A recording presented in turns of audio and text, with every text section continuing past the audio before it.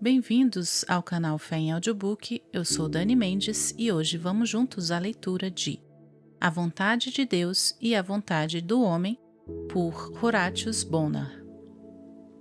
No presente, existe grande controvérsia a respeito da vontade de Deus. Sobre este assunto surgem muitas perguntas.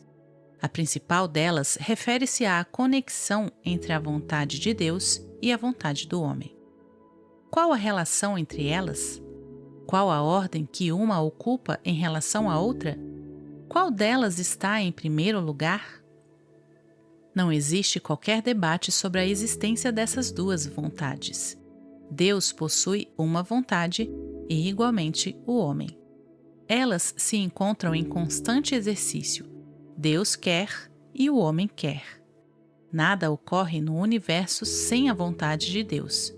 Todos admitem isso, mas surge a pergunta: a vontade de Deus é o primeiro fator em todas as coisas? Eu respondo: sim. Não pode haver qualquer coisa boa que Deus não desejou que existisse. Não pode haver qualquer coisa má que Deus não desejou permitir. A vontade de Deus vem antes de todas as outras vontades. Aquela não depende destas, mas estas dependem daquela. O exercício da vontade de Deus regula as outras vontades. O eu quero de Jeová é aquilo que põe em atividade todas as coisas no céu e na terra. É a fonte e a origem de tudo que, grande ou pequeno, ocorre no universo, entre as coisas animadas ou inanimadas. Este eu quero trouxe os anjos à existência e os sustentam até agora.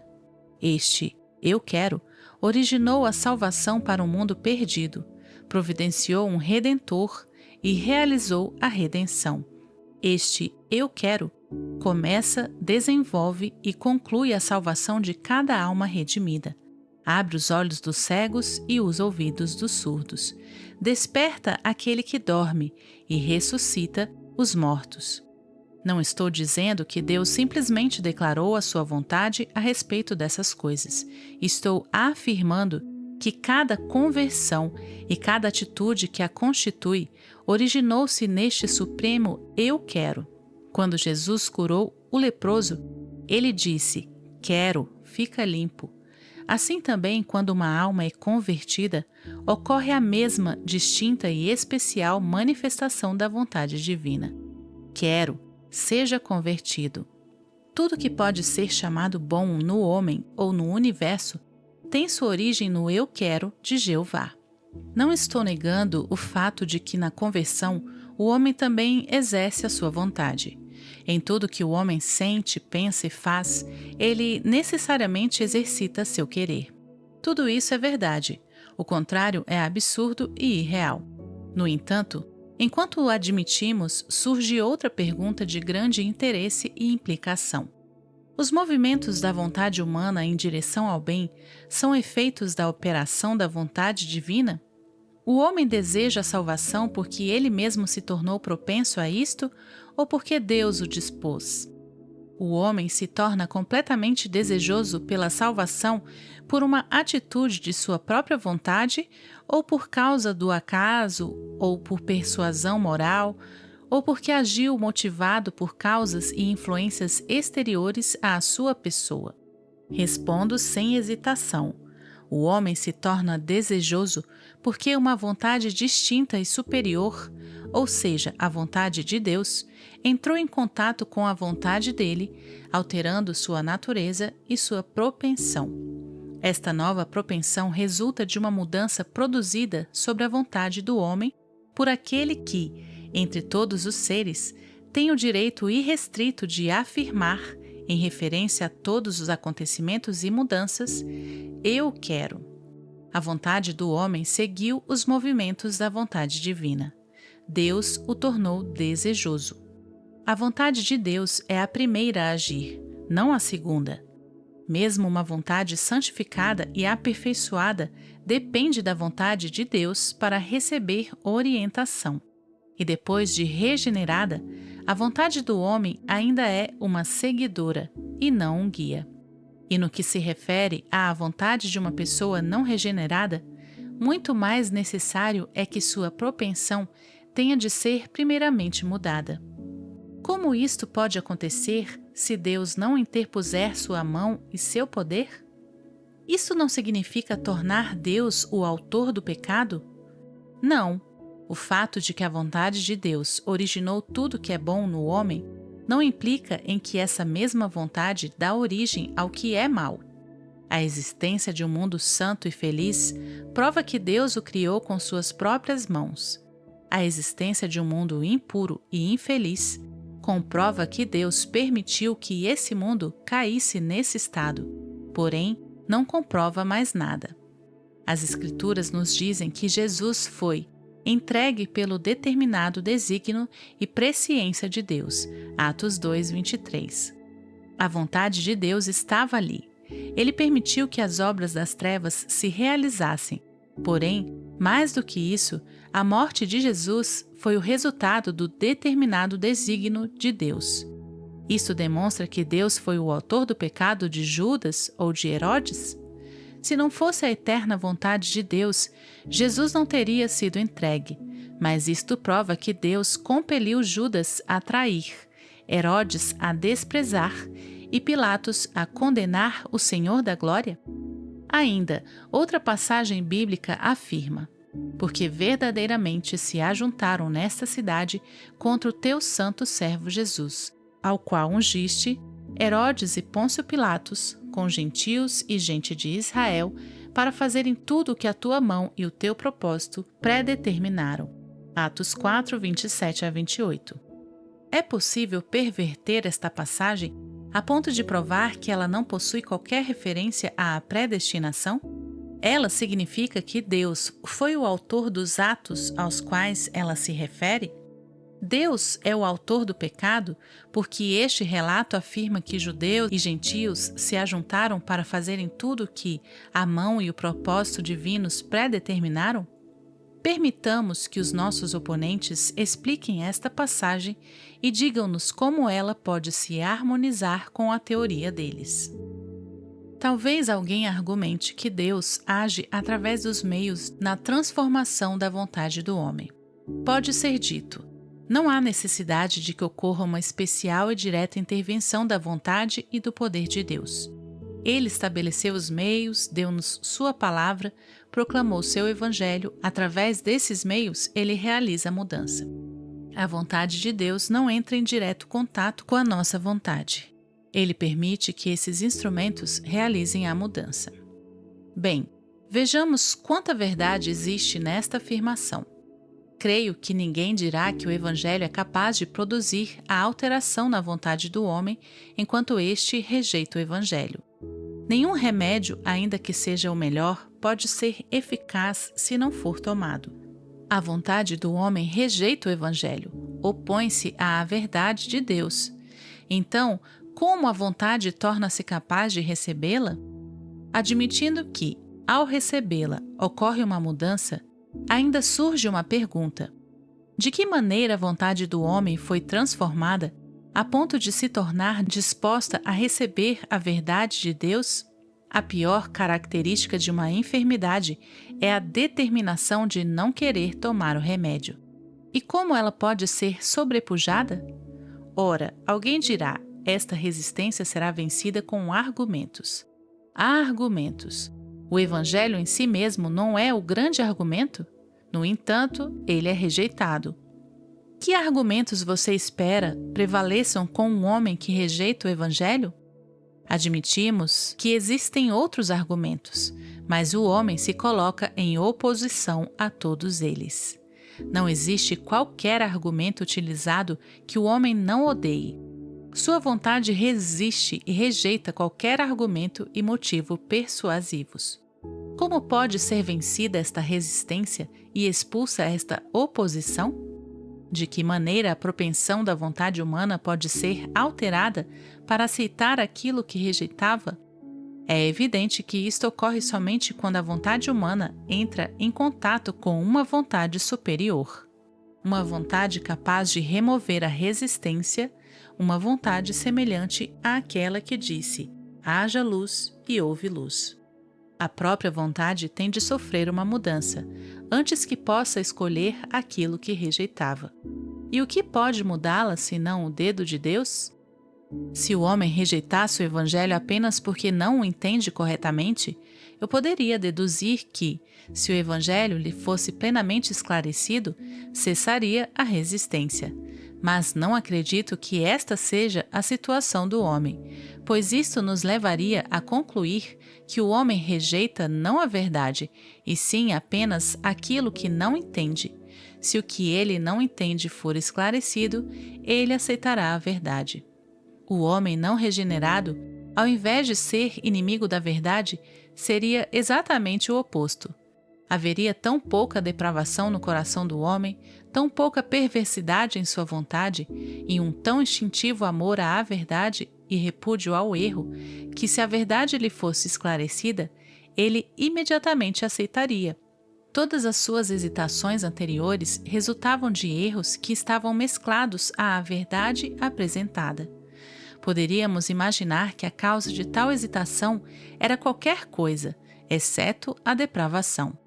Talvez era a ignorância, mas não poderíamos chamá-la de inimizade à verdade, e sim inimizade ao erro.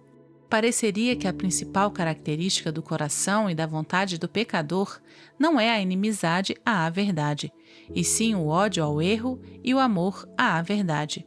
O coração do homem é inimigo de Deus, o Deus revelado no Evangelho, o Deus da graça.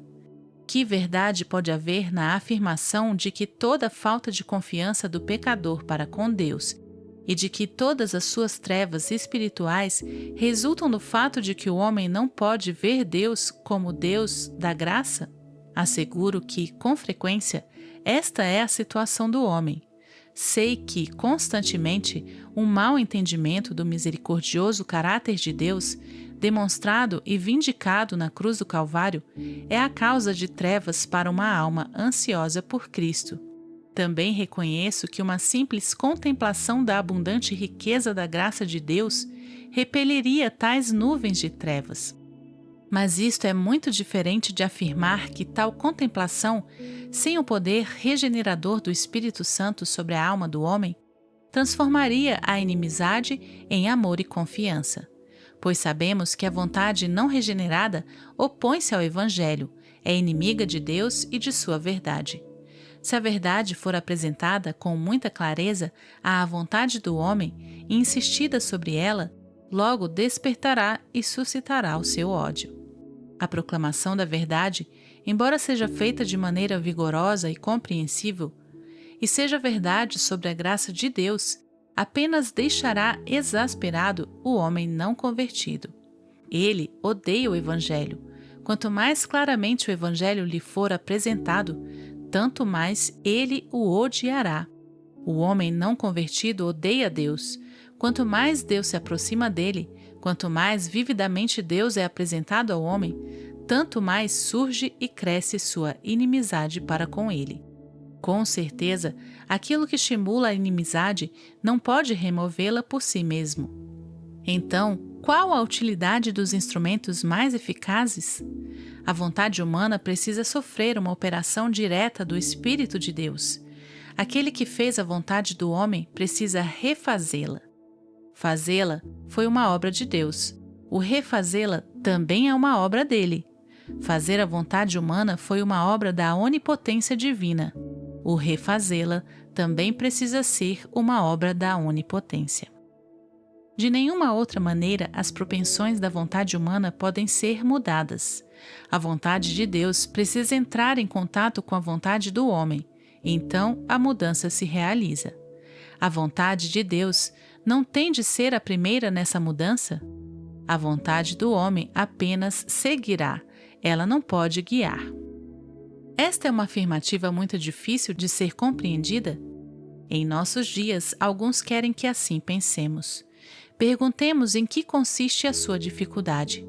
Em afirmar que a vontade de Deus precede a vontade do homem? Em dizer que Deus deve ser o líder e o homem o seguidor em todas as coisas pequenas e grandes? em afirmar que somos obrigados a encontrar na vontade de um soberano Jeová a origem de cada movimento do homem em direção ao bem? Se esta doutrina é difícil de ser compreendida, isto deve ocorrer porque ela retira do homem qualquer fragmento de bondade ou qualquer inclinação para com Deus.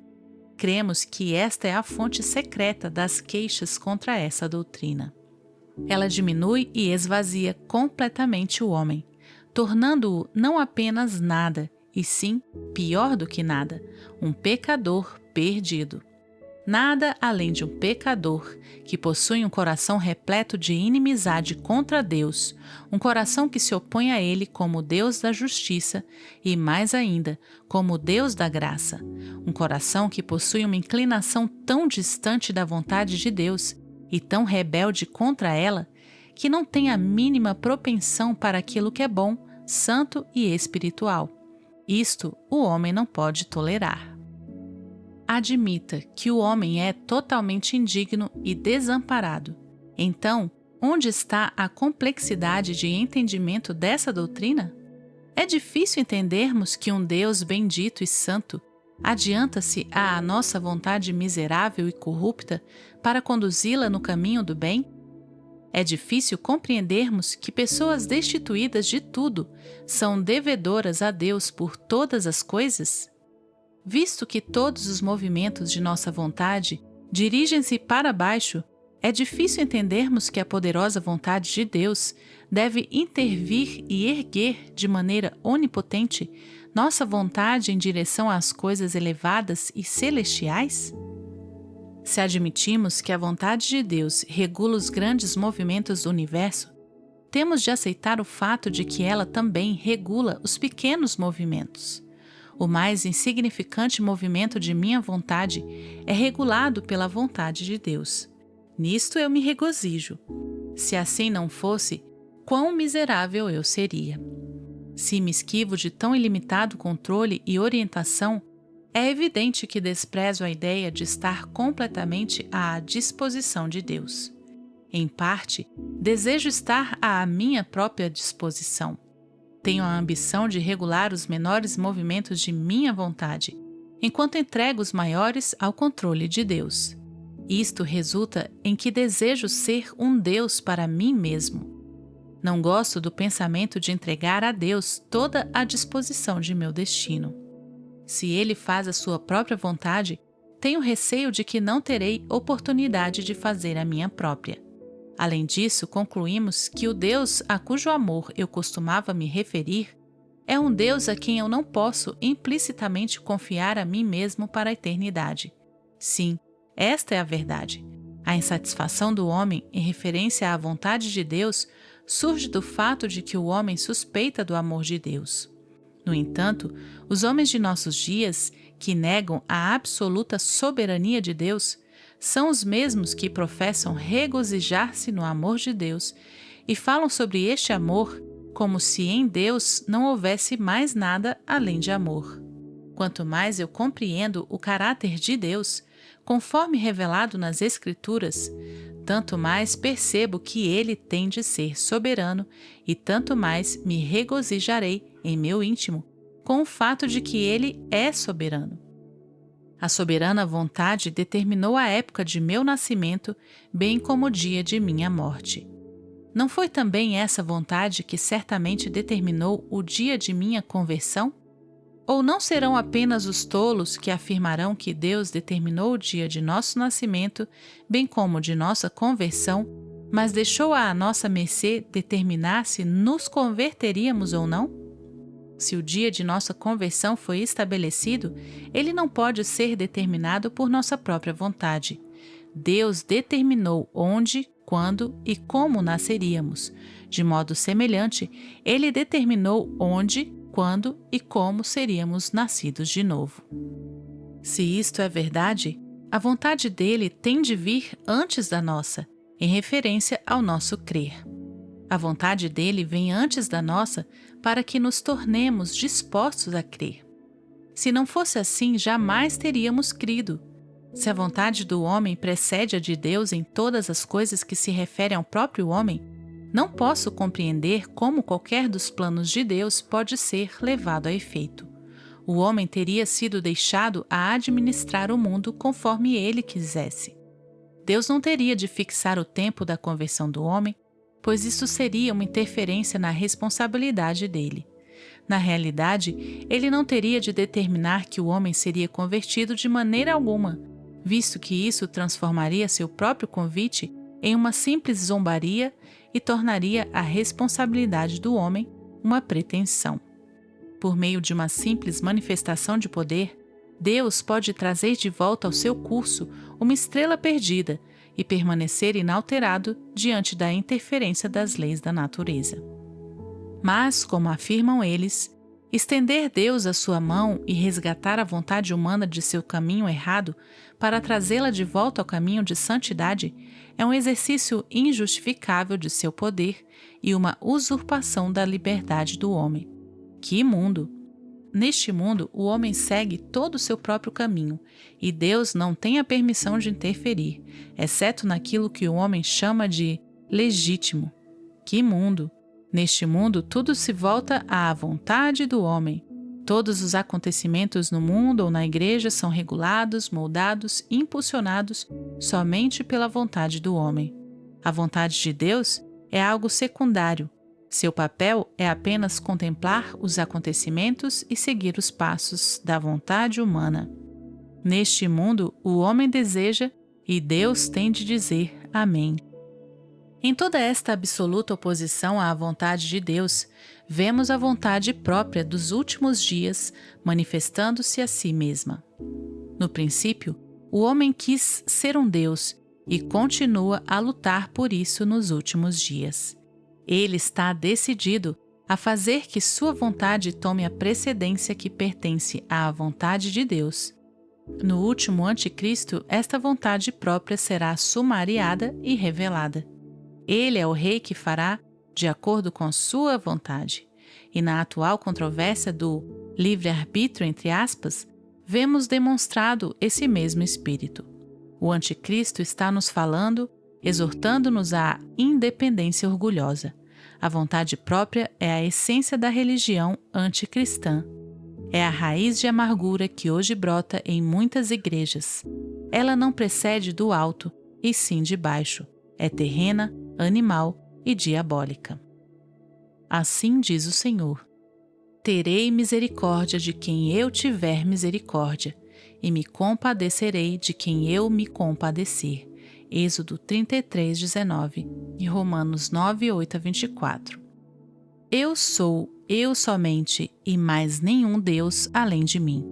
Eu mato e eu faço viver. Eu firo e eu saro, e não há quem possa livrar alguém da minha mão. Deuteronômio 32, 39. O que ele deitar abaixo não se reedificará. Lança na prisão e ninguém a pode abrir. Jó 12, 14. Segundo a sua vontade, ele opera com o exército do céu e os moradores da terra. Não há quem possa deter a mão, nem lhe dizer: que fazes? Deuteronômio 4:35. Que nos salvou e nos chamou com santa vocação, não segundo as nossas obras, mas conforme a sua própria determinação e graça que nos foi dada em Cristo Jesus antes dos tempos eternos. 2 Timóteo 1:9. Que Deus te abençoe. Até a nossa próxima leitura.